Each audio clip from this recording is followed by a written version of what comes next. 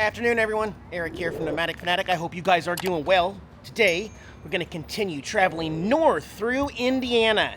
I do have the rooftop air conditioner on for the kitties. Opie's up in the dash right there.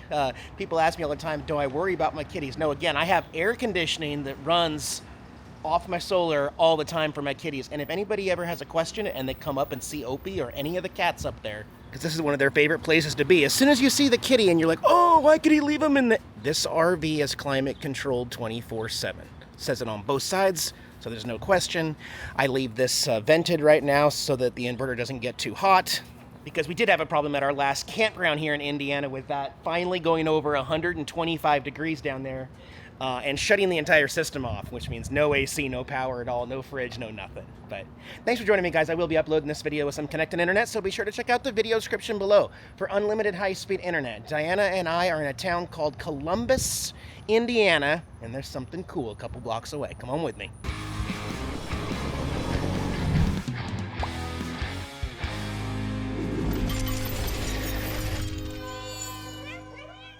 So on this corner that we were gonna turn, there's this huge, I guess it's like a canopy dome made of steel and canvas shade.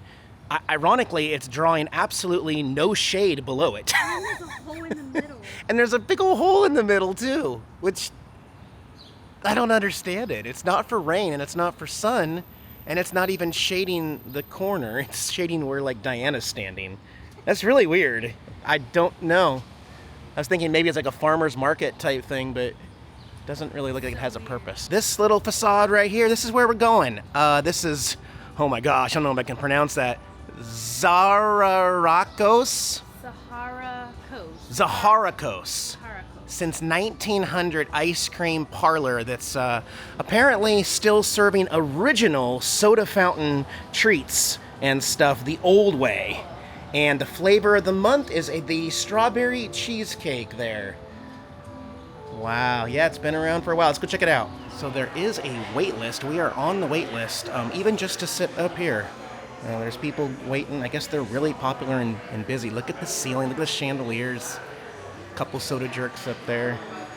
And Diana and I are gonna wait for a text message so that we can sit down. Oh, wow, that is cool. Here's another old section of it.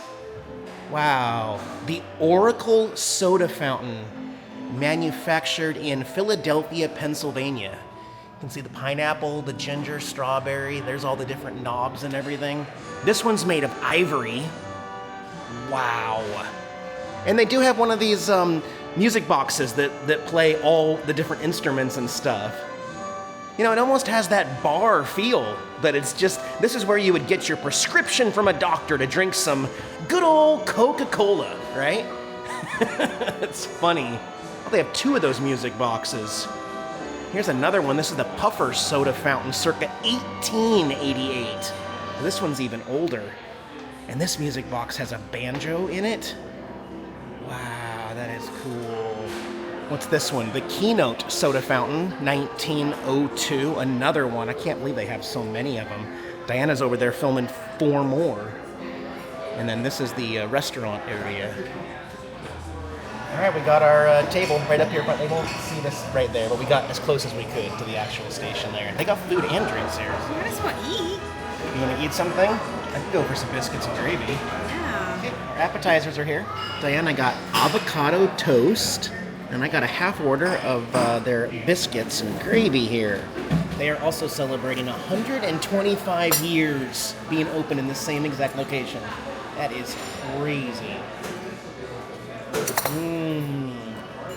Almost throw it on the ground. Almost. Oh my gosh, what's it called, Diana? Big ass brownie sundae. Brownie with, okay.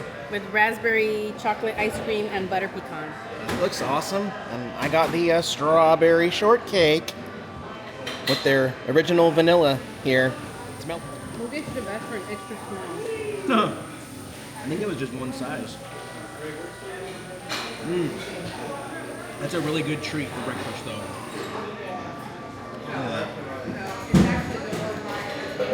Unbelievable.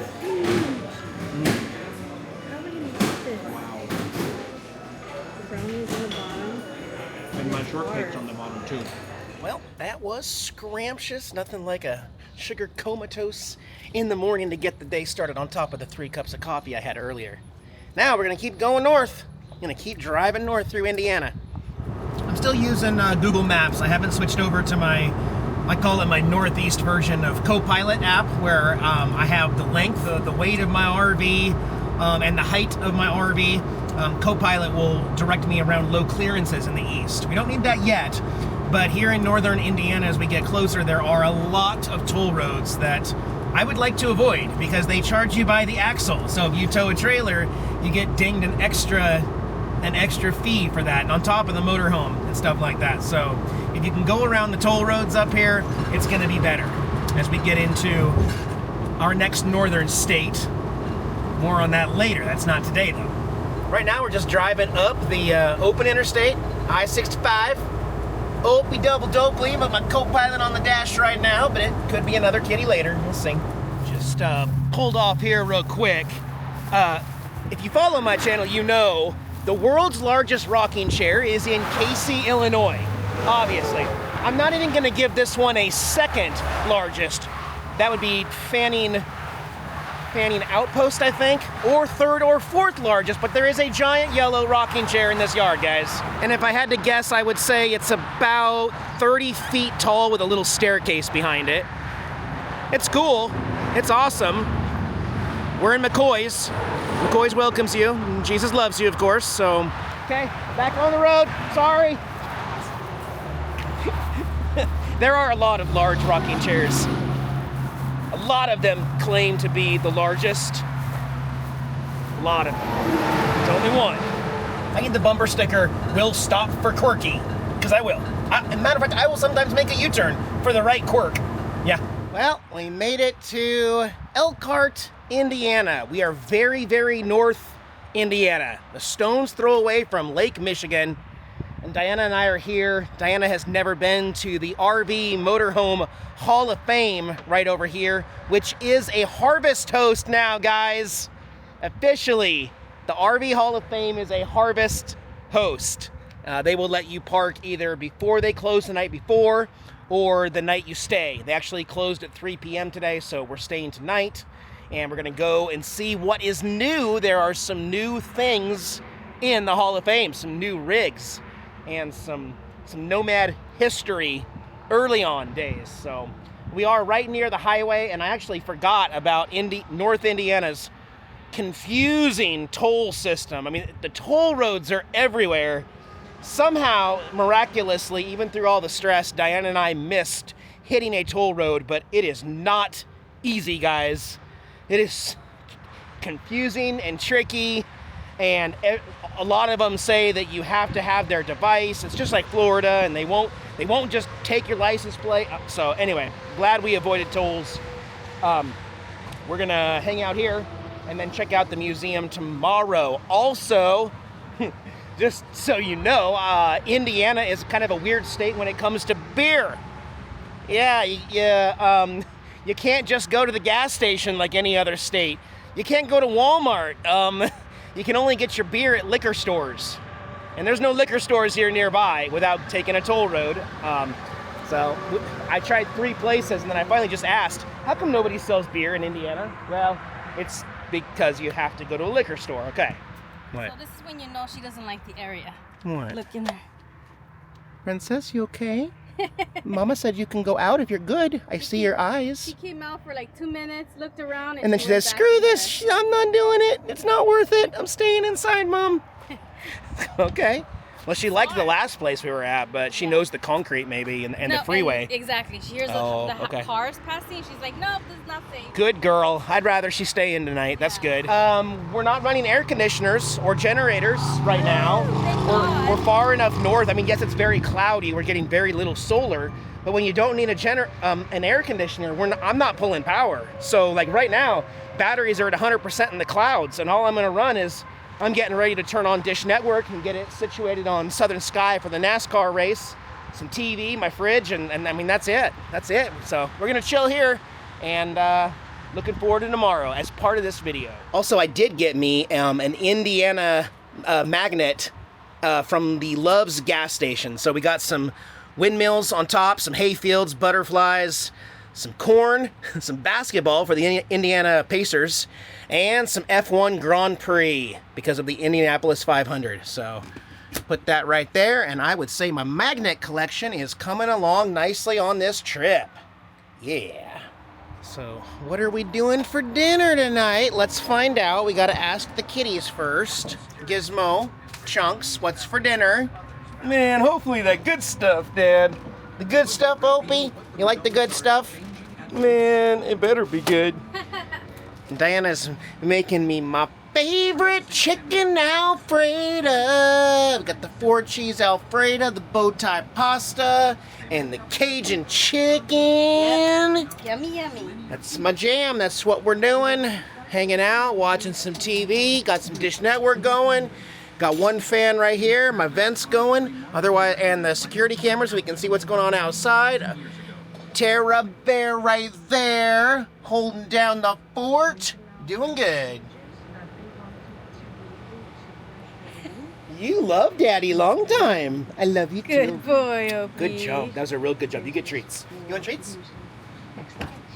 Oh, you guys haven't seen Gizmo. Have they seen Gizmo? I don't know if they have. Oh, he's already after it. Gizmo Jeez. is crazy. You gotta be about really treats. careful. Opie, you're first because you did a good job. Good job, Opie. Here, Gizmo. Hop up. If you guys don't know, Gizmo is our Chunks. he retrieves Okay, Gizmo. balls. If you throw him a ball, Yeah, he he plays retrieves fetch. it. He Fetch, really does. that's the There word. you go, Chunks. Oh, dropped it. Sorry. Here's one more. Here. Sorry about that. Here, Gizmo. Opie, right here. I told Eric he should Chunks? take advantage that Gizmo loves him to give him his hand. Oh yeah, I need to work on that. Here, Opie. Good boys. Missing Tara wants some. Hey, Tara. Room service. Room service for the girl. Good girl. Don't play with your food, please. Look, and she's like, I save it for later. You know Chunks is gonna steal those. I'm Okay. camera shy. I don't want to do it in front of the camera. Oh yeah. Diana didn't get any chicken, but she got some decorations in hers. And I got the Alfredo chicken version. We're watching some Married with Children. Did you know that Marcy, right there, she's the writer and director of Married with Children? Yeah. Classic. This looks good. Thank you, honey. Welcome. And don't worry, we already fed the kitties first. They're good. They're not even bothering us because they already ate. Well, mine apparently had a hole in it. Dang it, that was really good.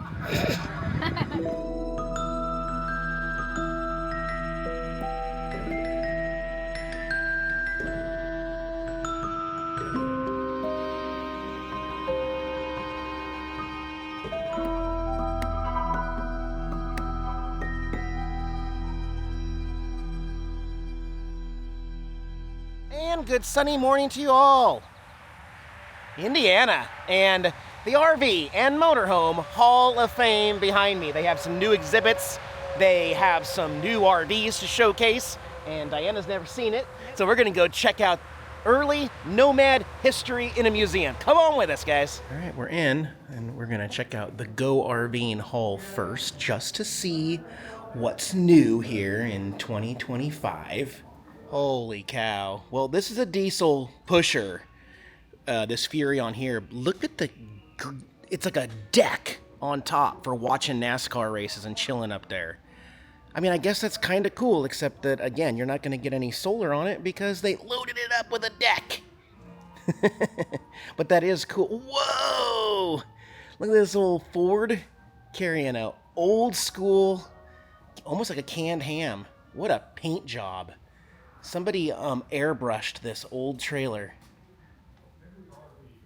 Wow, that's kind of cool. People try to copy this today and make them look retro. Wow, that's really pretty. Can we look on the inside of this one? Let me see. Oh, they got a rope. Oh, no, it's pretty much just stock. Uh-huh. It's exactly how it was back in the day. They just made it look updated a little bit on the outside. So I like that. Okay, now on to the good one. We're going to go into the RV Founders Hall. And we're going to start over here with the American Journey. The all-American family experience of travel with a home on wheels is often related to memories and stories of the road and images of scenic places around our vast wonderland. So what's neat about this walk that we're about to do is that it's in chronological order of RVs and motorhomes, starting with, right here, the 1913 Earl travel trailer and Model T Ford. Get a load of all this wood. This RV is 111 years old. Wow. And that's what it was pulled with. Ford Model T. Here's one from 1960, and it's more like a gypsy traveler thing. On the back you have, looks like butane stove and some eggs and some coffee. Everybody knows this iconic look of the Airstreams. This is a 1958 22 foot, and these suckers are still popular today. Airstream is a very well-known company. Okay, this is a 1928, guys, but they didn't call it a motor home back then. They called it house car. It's a house car. It's a really long house car. Definitely has a bus feel, or like a milk truck feel. Very simple up there in the inside. Not sure. Is that a raised roof, maybe? Possibly? I don't know. But going off that house car feel, you know, it's got the iron wrought gate look that you would have in your front yard of your house, too. Look at those brake lights and turn signals. Nice. And there's another house car here, a 1931 Ford Model T. This one almost looks like handmade. Like the wood just feels like it doesn't fit. Definitely was built in two pieces, the automobile and then the house car part. Let's go see over here. The Tennessee Traveler, Pulaski, Tennessee.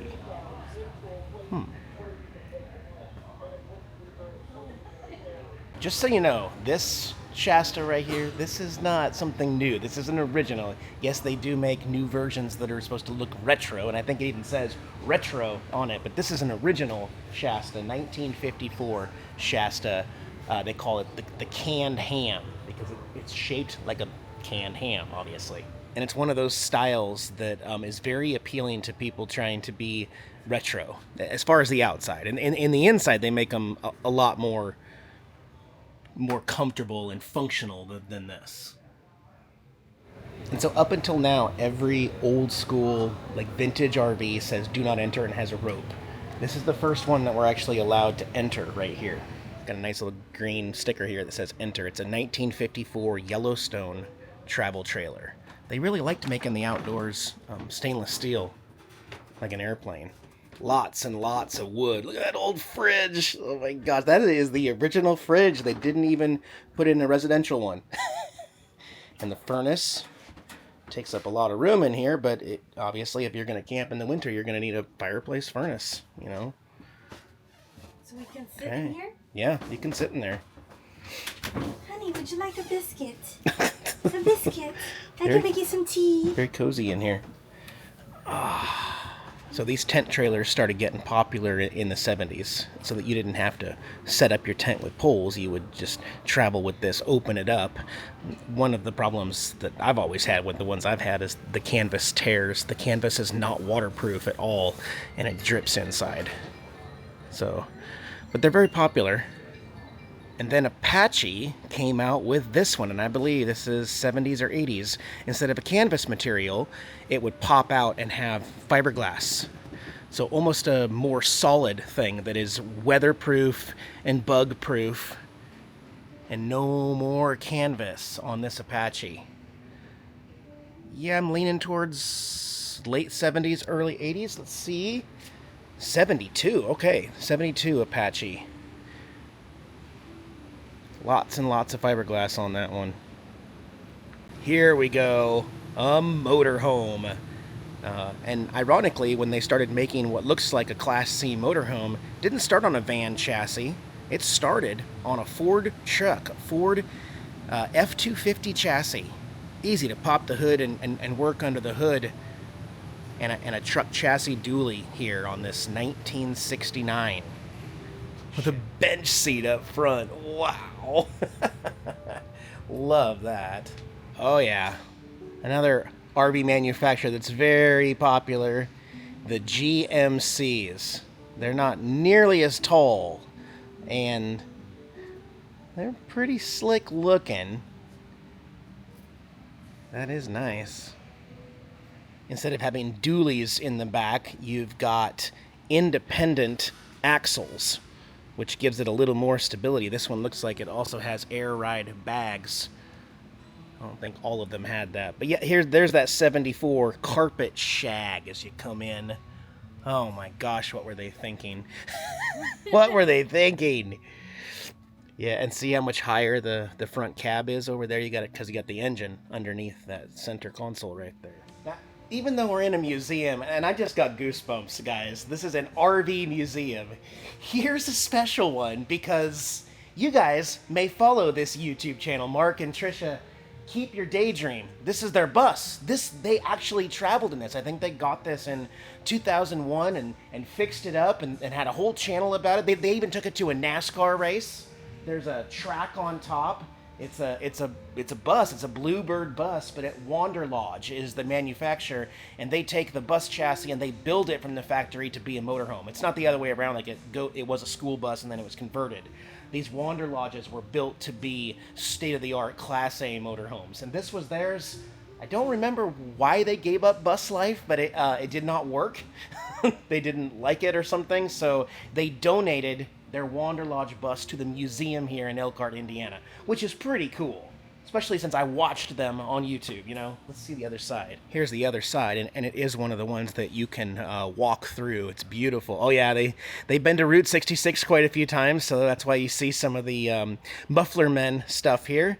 And there's Mark and Trisha there, and it says we can enter. There's their YouTube channel if you want to see what they're up to these days. But yeah, this is a beautiful bus. If I had this bus, I would be a very happy man. I have looked at Wander Lodges before I decided to build my own. I definitely went the wrong route. I should have got a Wander Lodge. Oh yeah, I remember when they put all these Route 66 upholsteries in this. It's one of the things that they changed when they first got it, and it's still in here. How cool is that? So you walk in, there's the bathroom, toilet, and a shower right when you walk in. So you don't have to track your dirt everywhere every time you want to come pee and use the bathroom. It's right there. Here's the front with adjoining couches. Again, there's all this custom upholstery that they put in and updated it. But it looks very original, I think. It looks really good. The other cool thing about the Wander Lodge is they're built like an airplane hangar inside as far as storage and how everything works. So lots and lots of storage. And then in the back, okay, I don't know what year this was, but I guess it was really popular back then to have side-by-side twin beds instead of one big bed. Or maybe you can make it into a full-size bed. I'm not sure. Here's all their Victron components. Look at that. They got 2 Multi-Plus 3000s. I've got 1. And then all the charge controllers, the batteries are over there. And I like that they left this open to kind of show the new way that a lot of us are going. They're not making RVs like this, but you can modify them to be off-grid with solar and inverters and batteries and charge controllers and everything, so you don't have to plug in. You can just park wherever you want and camp wherever you want.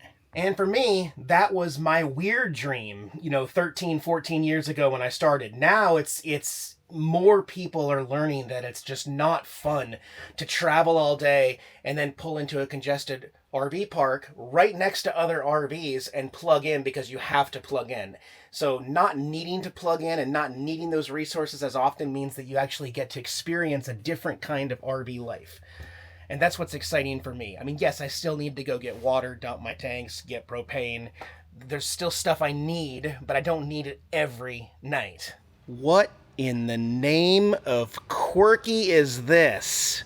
Look at these taillights. Oh my God, look at the top.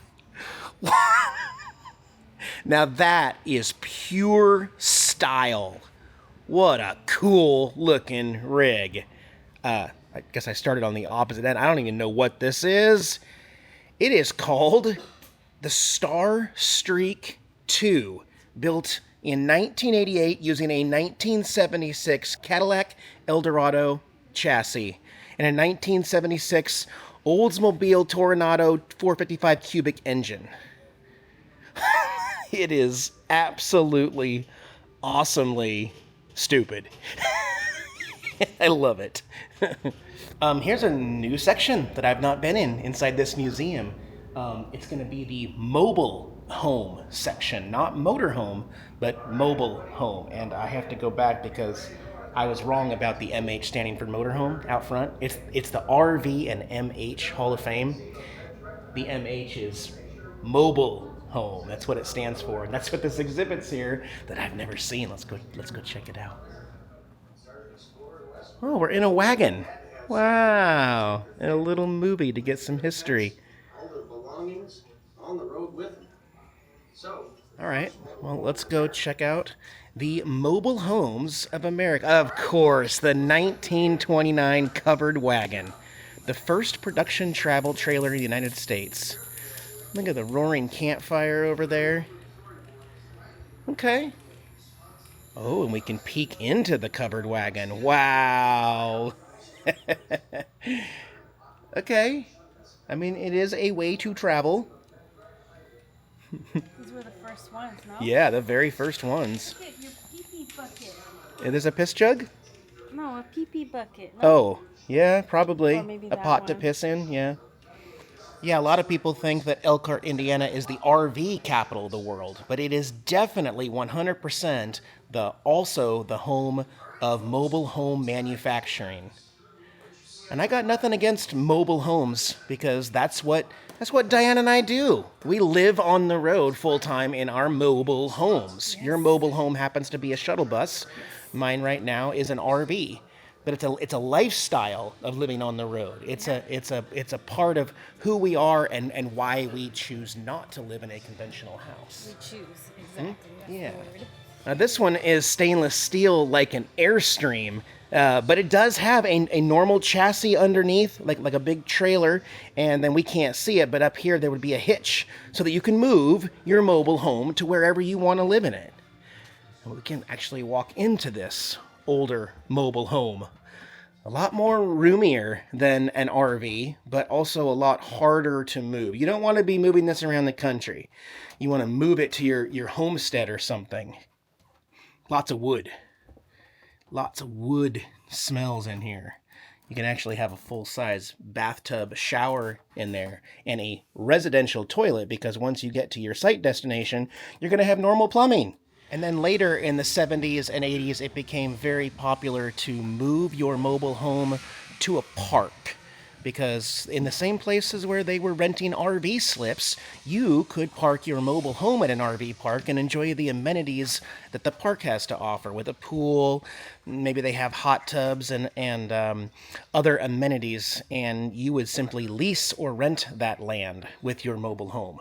And so now a lot of RV parks, it's kind of a hodgepodge. There's RV sites and then there's mobile home sites, people that look like they live there full time. That's because they do. They've chosen just to pay the $600 or $800 a month fee because they get some extras and they get the comfort of not having to move their mobile home that often. This is a single wide mobile home and it's actually pretty spacious compared to an RV. It's all about what you're relating it to. Compared to an RV, this is big, this is open, you know. But again, one of the big problems with that idea of going to the park is this is exactly what you would have. Your neighbor right next to you. And whether you get along with them or not, you are kind of stuck with them unless you pick up your stuff and leave. Oh, this one smells like the 80s. Look at the carpet. Straight out of the 80s. It's gotta be. Wow. It does smell, as I was just saying. And sunshine. Got me another magnet that's going to go on the fridge right now. Diane and I need to get back on the road, so I'm going to go ahead and close this video out, guys, and tell you my next video. I'm a little ahead than Diana's Rumble channel. My next video, we are going to our last state for this particular trip until we turn around and go a different way. But I'll give you a hint. It's the one right above us. See you in a few days, guys. Bye-bye.